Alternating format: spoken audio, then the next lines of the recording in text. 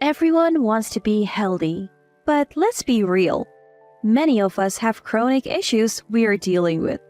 I am one of those people. I wish I could be in perfect health too. But if that's not an option, learning to manage my condition is the next best thing. Is it too much to ask for a partner who understands this? My name is Sabrina. I'm a 29-year-old working mom. Been married to Thomas for 3 years and I think we have a decent relationship except for one thing. Wake up, Sabrina! Hey! I wake up to the sensation of being shaken. Opening my eyes, I see Thomas's face. Wait, what happened to me? You collapsed. Hearing that, I try to sit up and feel dizzy. Not again, I think unfazed. I am prone to low blood pressure and can easily become anemic.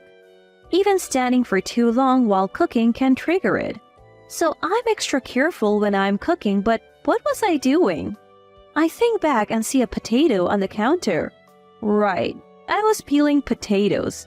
It's nerve-wracking to think I could get dizzy while using a knife. I heard a loud thud and found you on the floor. What were you doing? Shouldn't the first question be, are you okay? Thomas never seems to understand even when I explain my condition. Instead of worrying about me, he looks annoyed.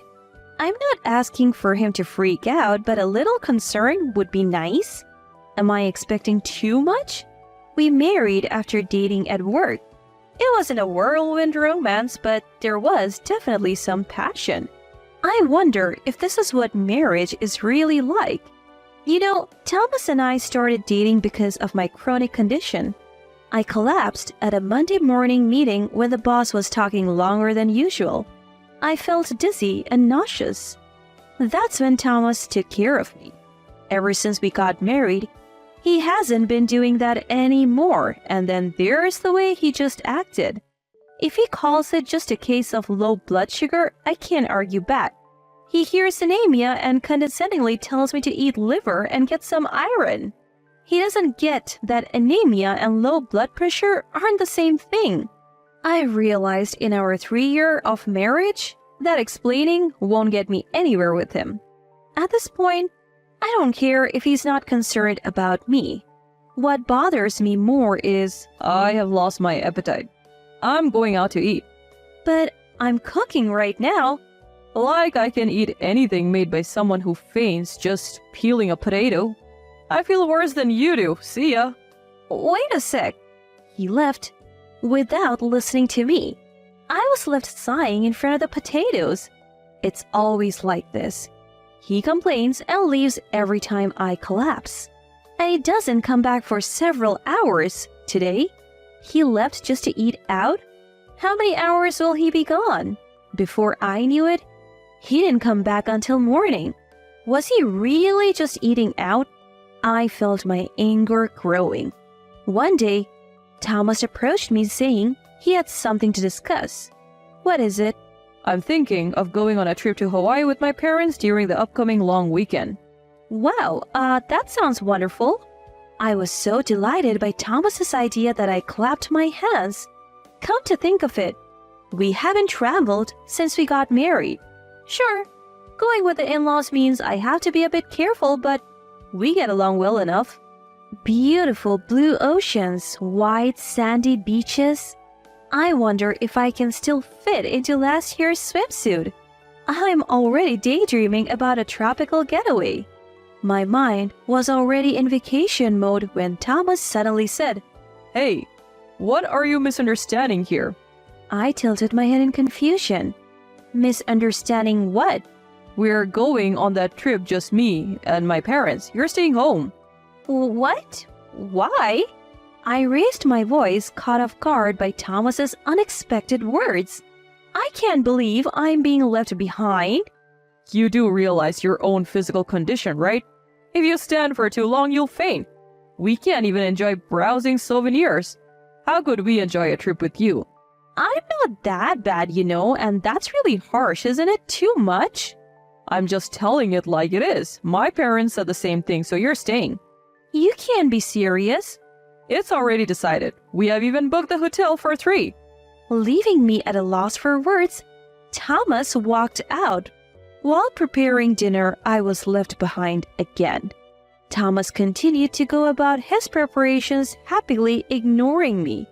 Should I protest to my in-laws? But then I thought of how that might ruin the good relationship we have had so far. Then again, isn't it them who are ruining our good relationship? Even so, I couldn't master the courage. I admit I might faint if I stand for too long. By the time I feel dizzy and nauseous, it's too late. It's such an unpredictable, troublesome condition. Maybe it really is a burden for them if I go on the trip. Should I just bear with it?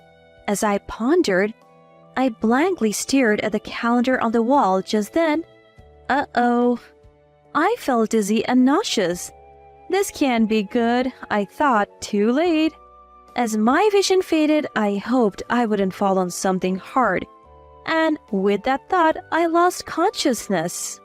Hey, Sabrina, wake up. I felt something hit my body and I heard Thomas's voice. As I regained consciousness, I squinted and opened my eyes. Sure enough, I was on the floor. If I moved just my eyes, I could see Thomas standing there. Thomas? Jeez, when will you get it together? How many times will you fall? Ow! What are you doing? I'm trying to wake you up because you won't be grateful. Believe it or not, Thomas was nudging me with his foot. It wasn't a full-on kick, but still, nudging someone awake with your foot is just not done. I tried to get up in surprise, but felt too dizzy and nauseous to stand. I feel sick. That's when Thomas said, "Tusk, tusk." He clicked his tongue. What? Seriously? No way. I want to be angry. I want to say something, but I'm too nauseous to speak.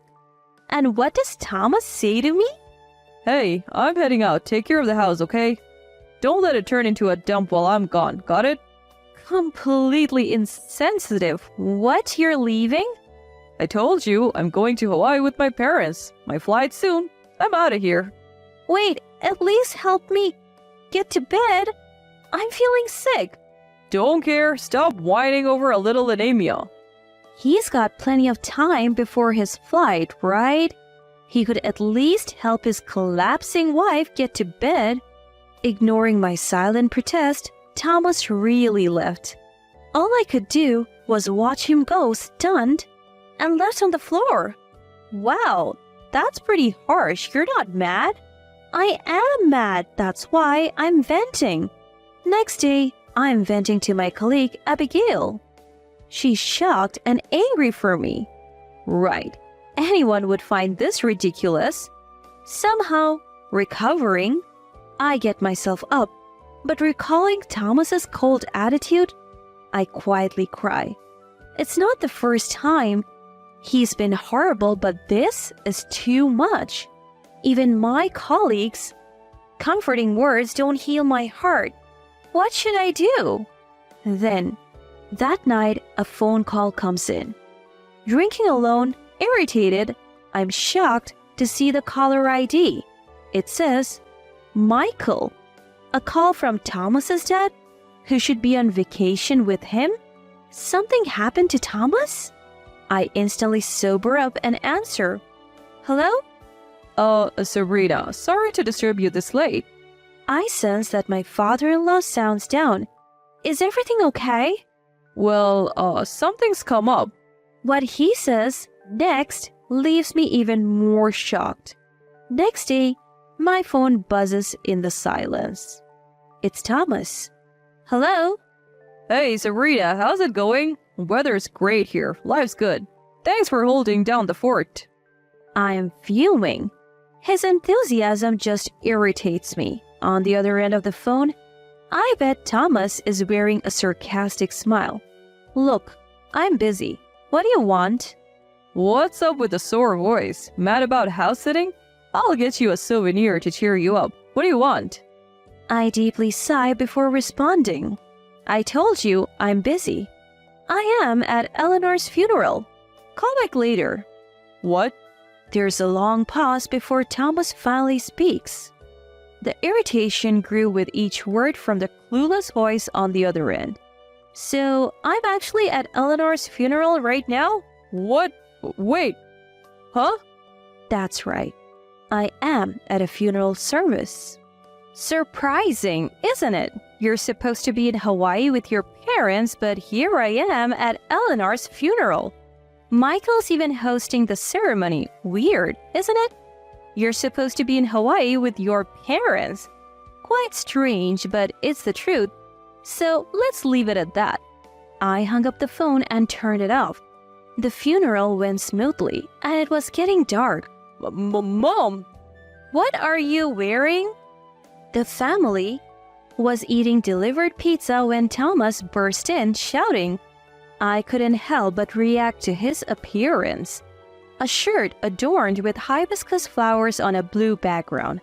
His outfit screamed, I have been to the tropics.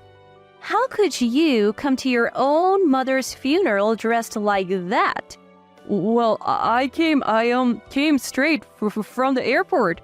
It seems Thomas had called his father when I didn't answer my phone. He must have rushed here from Hawaii. And here he was, sorely out of place at a funeral. What's going on? What's this about a funeral? I told you, Eleanor has passed away. This happened last night. I received a phone call from my supposed-to-be traveling in Hawaii father-in-law. Sabrina, sorry to call you so late. After that, my father-in-law continued. Something sudden has come up. Eleanor has passed away. I dropped the drink I was holding in my hand. The alcohol spilled onto the floor. But I couldn't move. She suddenly collapsed at home this morning. We called an ambulance, but she never regained consciousness. The cause was a heart attack. I couldn't believe it. Eleanor was so vibrant. I thought she had many more years ahead of her.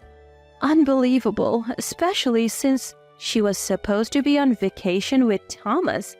I can't believe it, that you would be having an affair. What? Thomas froze at my words, and the person who stepped forward wasn't me. You fool! Lying about a Hawaii trip to go off with your mistress? Dad, how did you? I couldn't help but marvel at Thomas's naivety. You seriously think you can leave a mountain of evidence at home and not get caught? Exactly. After the phone call from father-in-law, I frantically searched through Thomas's stuff. What did I find? Loads of unfamiliar credit card transactions and hotel receipts. Even on Thomas's computer, there were tons of photos with his mistress. I even discovered his booking history for this trip to Hawaii. Supposed to be going with his parents, yet the reservation says 2 guests, and then there's more. Why on earth are you posting photos with your mistress on social media? What are you thinking? Yes. He was posting travel photos all over social media. No pics of them together, but they were clearly reflected in the glass at restaurants. Idiot. Thanks for leaving evidence. I can now divorce you without a second thought, since you're the kind of person who would leave me while I'm down. Wait, divorce? This is a misunderstanding. What's misunderstood? You're obviously cheating. No, you don't get it. Thomas kept saying it's not what it looks like, but couldn't come up with anything else. Why don't you just go back to Hawaii? Your girlfriend's waiting, right? Even as I give him a cold stare, Thomas tries to cling on to me. But his reaching hand was stopped in its tracks. You fool! You disgrace our family. Wait, uncle, why are you here?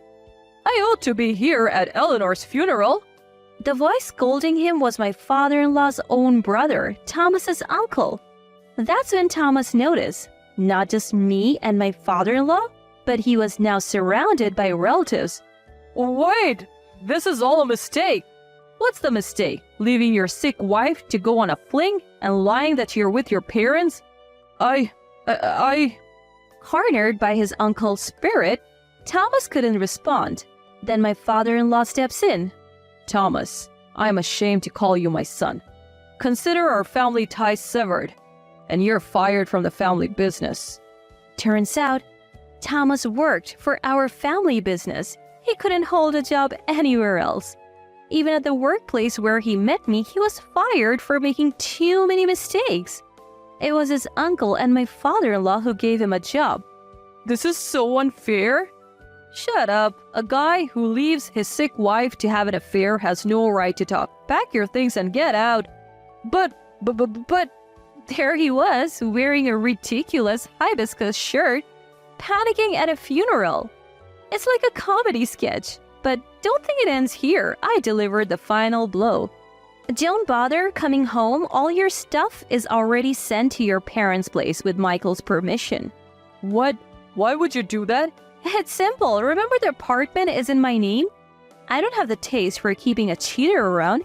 You're not welcome anymore. I've also changed the locks, so your key won't work. No, this can't be happening. Thomas yelled, crumbling to the floor this time. I hired a lawyer and smoothly got a divorce from Thomas. I took plenty in alimony from Thomas and his affair partner. The mistress clearly hadn't seen the alimony claim coming. She probably had no use for Thomas now that he had lost his job. Their relationship ended just like that. Thomas had been financially supporting his mistress all along, now jobless. He obviously couldn't make payments anymore, so he had to borrow from his father and uncle. Denied a place in his own parents' home, Thomas now lives in a rundown, dingy apartment. He's working at a new job introduced by his uncle, but it's an extremely harsh environment apparently. Sabrina, help me. I'm gonna collapse from overwork. Thomas called me to say that. Really? Well, if you collapse, maybe I'll take a trip to Hawaii. I said that to him. I laughed at a speechless Thomas and then hung up the phone. I blocked his number, so I don't know what happened after that. But he's likely not leading a happy life. Years have passed, and I've been blessed with a new relationship. He's knowledgeable about health and understands my medical condition. Thanks to that, it feels like the frequency of my brain anemia episodes has decreased. Maybe peace of mind is the best medicine, and he shyly held out a ring to me. My heart soared at the thought of a happy future.